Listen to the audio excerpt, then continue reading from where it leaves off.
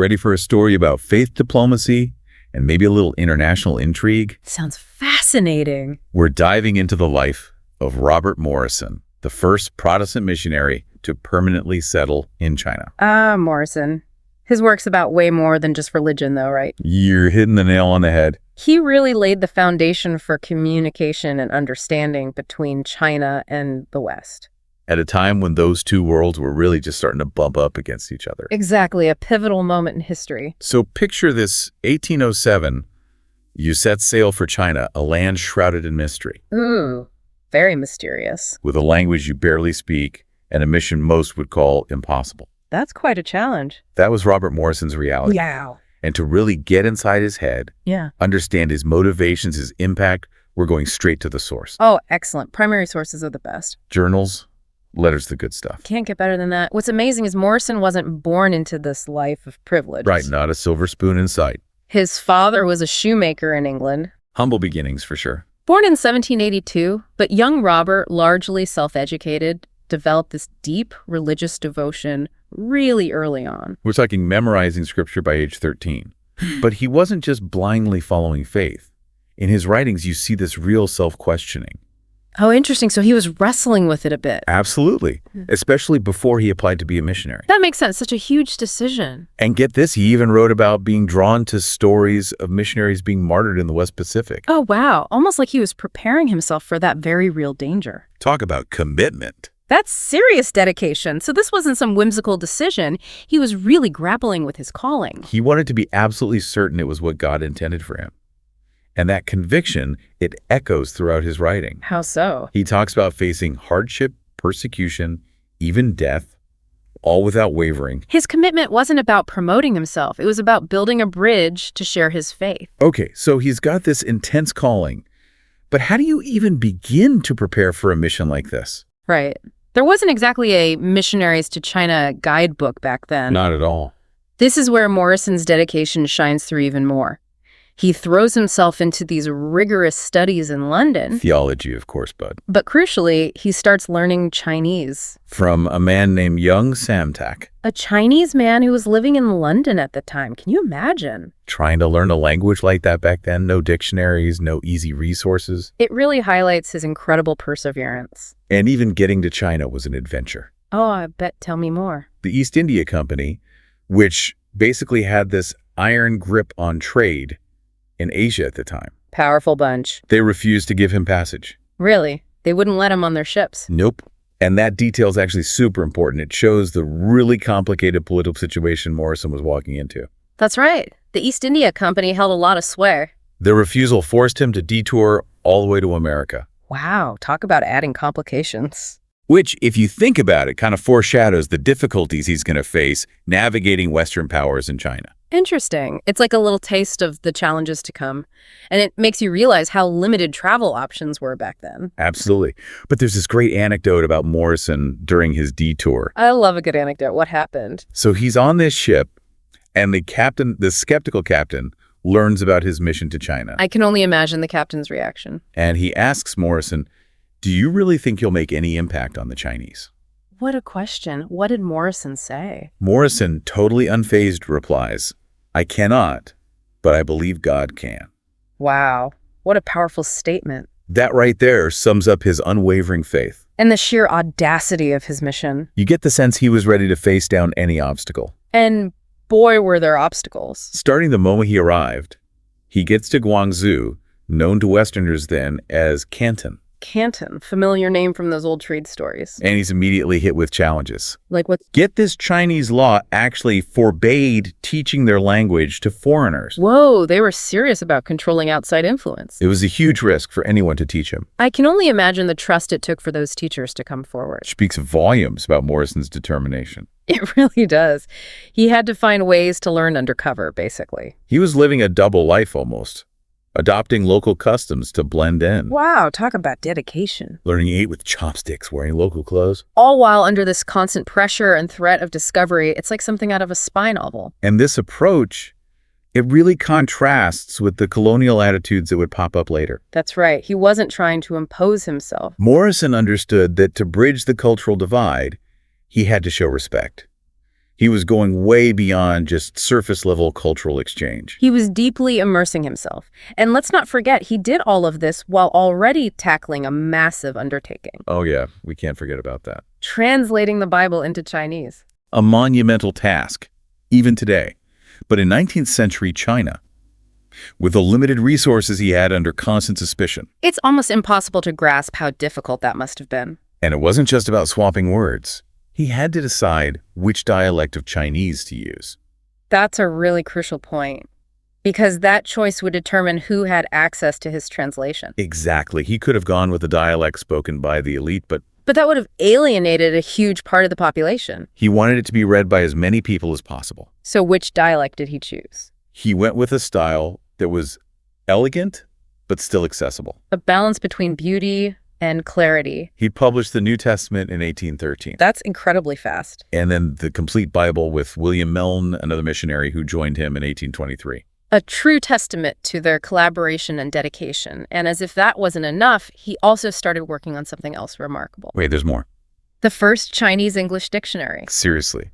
This guy was a machine. He was tireless. And it took him over 15 years to complete. 15 years. That's incredible. What was so special about this dictionary? This wasn't just some word-for-word translation. This was groundbreaking. It included cultural insights, historical contexts, even philosophical nuances. It really became a cornerstone for early communication between China and the West. We're talking about achievements that seem almost superhuman, you know? Yeah, it's easy to get caught up in the scope of it all. But it's important to remember the human cost. Life in 19th century China, even for a Westerner, couldn't have been a walk in the park. Absolutely not. Beyond the already demanding work, Morrison faced some really intense personal hardships too.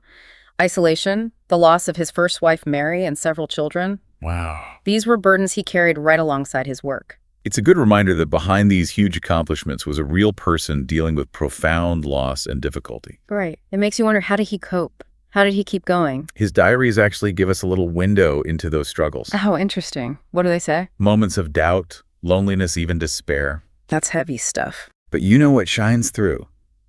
His resilience. He doesn't give up. He drew strength from his faith, Of course. from the support of his fellow missionaries like William Milne, That companionship must have been invaluable. and from this really deep belief that he was making a difference. That belief can be so powerful, especially in the face of adversity. And speaking of Milne, his arrival in 1813 must have been huge. Oh yeah, a real turning point. And not just personally for Morrison, Right. for the mission itself. Absolutely. I mean, they worked together on that Old Testament translation. Right. And Milne, he even went on to set up a printing press in Malacca. Oh wow, printing press, that's a big deal. Huge. This was absolutely essential because, think about it, distributing printed materials in 19th century Asia was no easy feat. No kidding. Yeah. I can only imagine the logistical nightmares they must dealt with. So how did that printing press in Malacca actually change things? It became a hub. Think of it like a central point for producing and spreading their materials. So not just religious texts, right? Right. Also educational materials all throughout the region. Wow, they were planting seeds of knowledge that would blossom in ways they couldn't even imagine. Exactly. They were shaping the future without even realizing it.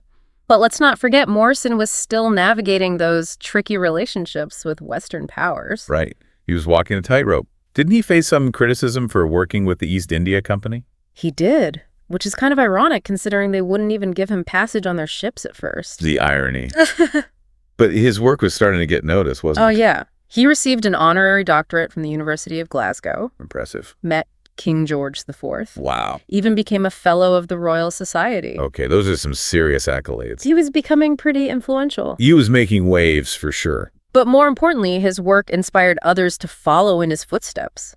He actually encouraged missionary societies to send more people to China. He saw it as a team effort then, not just a one-man show. Exactly. He understood that to create real lasting change in a place as massive and ancient as China, well, it would require a sustained and multifaceted approach.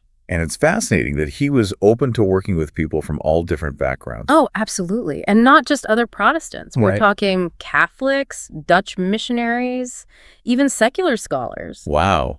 He really wasn't afraid to reach across the aisle. Not at all. He understood that the pursuit of knowledge and understanding, well, it went beyond those theological differences. Yeah, he was building bridges in every sense of the word. Exactly. He was fostering genuine connection and understanding between cultures, and sadly, this wasn't without immense personal cost. You're right. We tend to focus on the achievements, but those sacrifices Morrison and his family made were very real. He lost Mary, his first wife, in 1821, and several of his children while he was in China.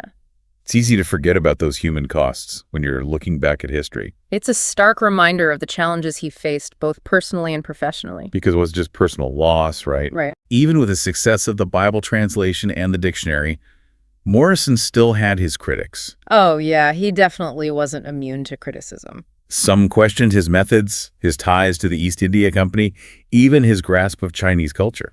It's a reminder that even groundbreaking work is rarely universally praised, especially in such a complex and charged environment. And things were about to get even more complex. How so? Western interest in China was growing. That's right. Remember, Morrison arrived at this really pivotal time. When China was becoming the focus of these increasing Western imperial ambitions. And those ambitions would eventually lead to conflict and exploitation. It makes you think about the unintended consequences of even the best of intentions. It's a really complex and nuanced legacy. To fully understand it, we need to look beyond Morrison himself. To the lives of those he influenced most directly, his children. It's easy to get caught up in the accomplishments, But what about the human side of these stories? Absolutely. We can't forget about the people involved. Morrison's legacy takes on a whole new meaning when we look at the lives of his children. It adds a whole other dimension, doesn't it? Morrison and his first wife, Mary, they had 7 children. 7? Wow. But only 3 actually lived to adulthood. Oh, that's heartbreaking. It's a stark reminder of the sacrifices families like theirs made. High infant mortality was tragically common back then. It was a different time. But even more so to a place like China, where Westerners didn't really have access to the same level of medical care. Right, that makes sense. It adds another layer to their commitment to being there.